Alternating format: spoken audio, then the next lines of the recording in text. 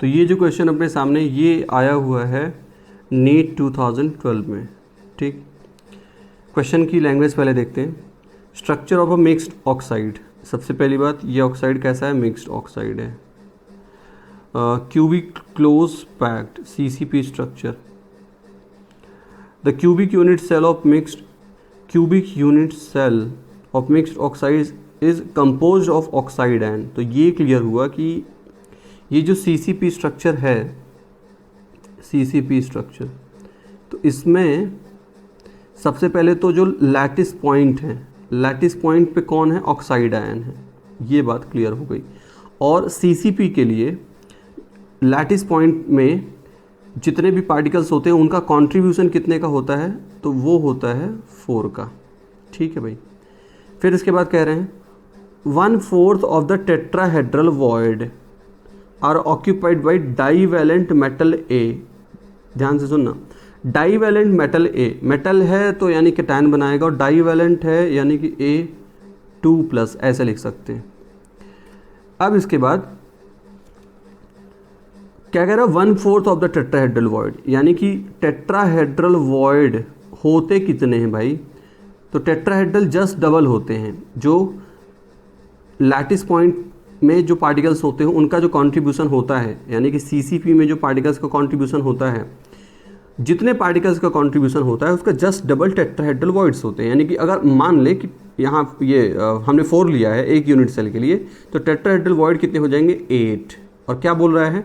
1/4, उसका भी 1/4। सारे टेट्राहेड्रल वॉइड में जो मेटल A है, मेटल A का जो आयन है वो प्रेजेंट नहीं है। वो कितने में प्रेजेंट है? 1/4 में। तो ऐसे कर देते हैं 8/4। तो भाई ये क्या नंबर आ गया?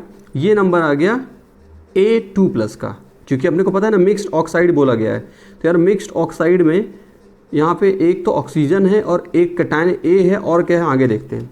कह रहा octahedral void are occupied by a monovalent metal B। अब देखिए भाई, ऑक्टाहेड्रल वॉइड जो है यानी किसके लिए? Monovalent metal B। मेटल है इसका मतलब कैटायन बनाएगा, मोनोवैलेंट बोला है तो ये B+ ऐसे कर सकते हैं। और अब यहाँ तो ऐसा नहीं बोला है कि कुछ जगह है, बस केवल इतना बोला ऑक्टाहेड्रल वॉइड्स आर ऑक्यूपाइड, यानी कि सारे ऑक्टाहेड्रल वॉइड में ये प्रेजेंट है। तो इसका मतलब ऑक्टाहेड्रल वॉइड होते कितने हैं? तो भाई वो 4 होते हैं। तो अपने को नंबर्स मिल चुके हैं। क्या मिल चुके हैं नंबर्स? यार ऑक्साइड आयन कितने हैं? 4 हैं। ये ऑक्साइड आयन। जो मेटल A के पार्टिकल्स आयन्स हैं वो कितने हैं? A के लिए डिवाइड करेंगे 2 आ जाएगा, और B के लिए कितना आ जाएगा? 4 आ जाएगा। रेशियो लेंगे इसका तो ये आ जाएगा 2, 1, 2।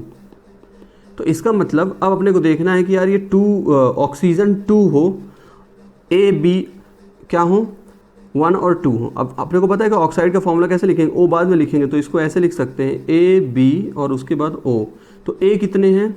A 1 है, B कितने हैं? 2 है, और O कितना है? 2 है। तो फॉर्मूला क्या बनेगा? AB2O2, और ये फॉर्मूला है इसके लिए D में जा रहा है। तो सिस्टमेटिक तरीके से भी मैंने यहाँ पे कर रखा है। आप देख सकते हैं कि नंबर ऑफ़ एटम्स जो CCP में एरे में हैं वो हम ABO करके अगर मान लेते हैं, यहाँ पे सपोज कर लिया 1 ले लिया यहाँ पे।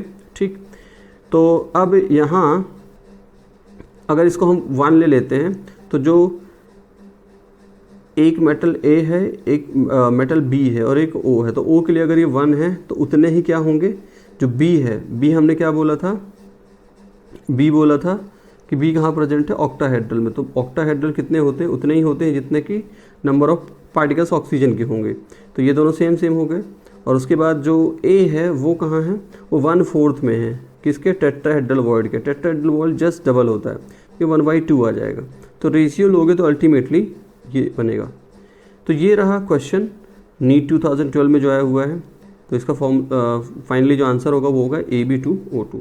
तो आप इस तरीके से आपको देखना है कि जो क्वेश्चन में आपको जो पार्टिकल्स दिए गए हैं उनके नंबर्स हम कैसे कैसे फाइंड आउट कर सकते हैं। तो उनका नंबर, अच्छा एक और तरीके से इसको चेक किया जाए, क्रॉस चेक किया जाए क्या सही है ये फार्मूला कि यार A पे चार्ज कितना है? +2 है, और इसके नंबर्स कितने हैं? तो हमने नंबर्स 1 देखा यहाँ पे, तो इसका मतलब यहाँ पे आ गया +2 चार्ज। B में कितना चार्ज है? 1 है, प्लस का, और कितने इसके नंबर से 2 है, तो इस पर भी कितना हो गया +2। ऑक्सीजन, एक ऑक्सीजन में कितना चार्ज है, -2 है, नंबर्स कितने हैं 2 हैं, यानी कितना हो गया -4। तो टोटल करके 0 आना चाहिए क्योंकि ये कंपाउंड बन रहा है, तो बिल्कुल हमारा 0 ही आ रहा है। +4 -4 = 0, ये इस तरह से हमारा ये आंसर सही है।